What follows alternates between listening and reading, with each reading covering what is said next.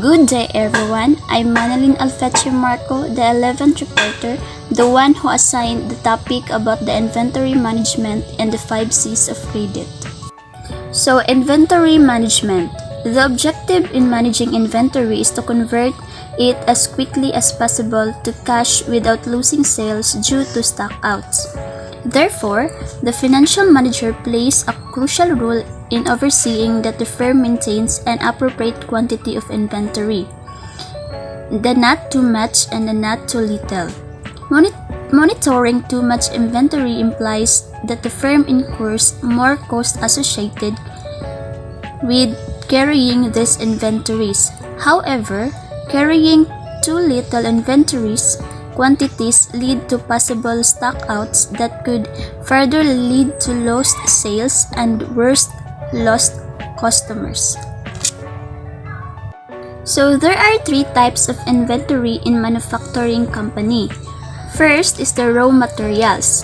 These are the purchased materials not yet put into production. For example, the raw materials include steel oil, corn, grain, gasoline, lumber, forest resources, plastic, natural gas, coal, and minerals.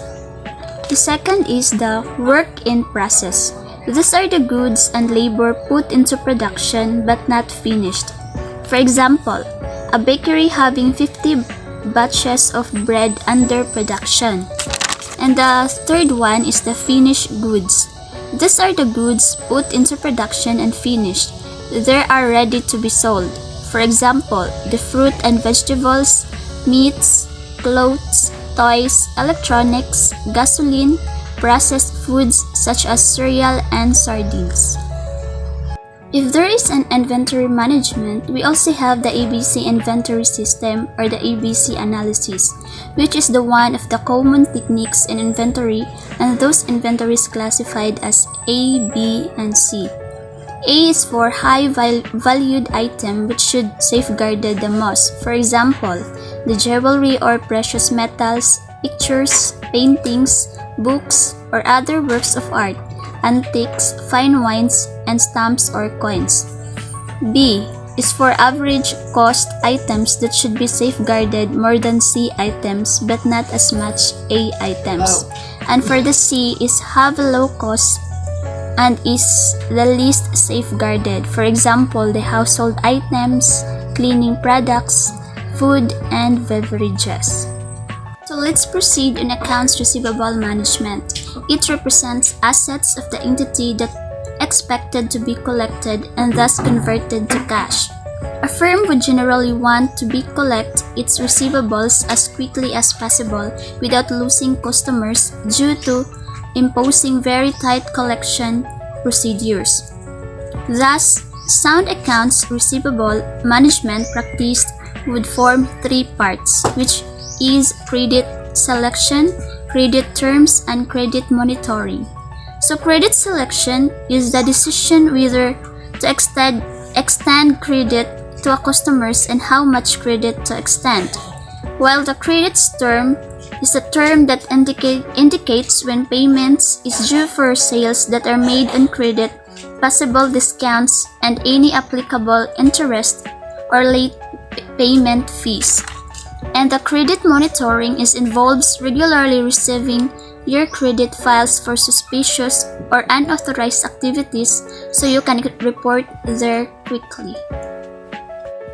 One popular credit selection technique is the use of 5C's of credit. First is the character. The applicant's record of meeting its past obligations has judged. However, if the applicant does not have any credit history, he or she may be required to have a co-maker. A co-maker is another person who signed the loan and assumes equal responsibility for repayment. Second is the capacity. This emphasizes the customer's ability to repay its obligations in reference to its current financial position or standing. It determines whether the customer has sufficient resources or sources of funds that it can use to settle obligations. Third one is the capital. The applicant's net worth which can be arrived at by deducting total liabilities from total assets. Fourth is the collateral, the amount of assets the customers has that could serve as security in the event that the obligation is not paid. And the fifth one, or the last one, is the condition. This includes current economic and industry conditions that might affect the customer's ability to repay its obligations. Those are the 5 C's of credit: the character, capacity, capital, collateral, and the condition. The use of 5 C's of credit will allow the firm to carefully assess the customer's ability to repay its obligations along with the level of risk that the firm will be subjected to once it decides to grant credit to the customer. It requires experiences to fully assess and review the credit worthiness of customers and subsequently decide. Credit scoring is another use in granting credit to customers through credit scoring. It applies statistically derived weights to a credit applicant's scores on the financial and credit characteristic to predict whether he or she will pay the requested credit on time.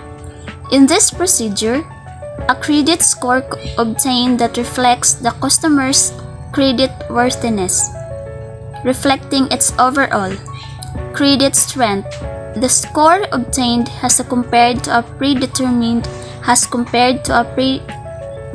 standard in order to arrive at a decision of whether accepting or rejecting the customer's credit. This method is an expensive way of obtain credit ratings for customers. And that's all for my report. Thank you and God bless. See you to the next lesson.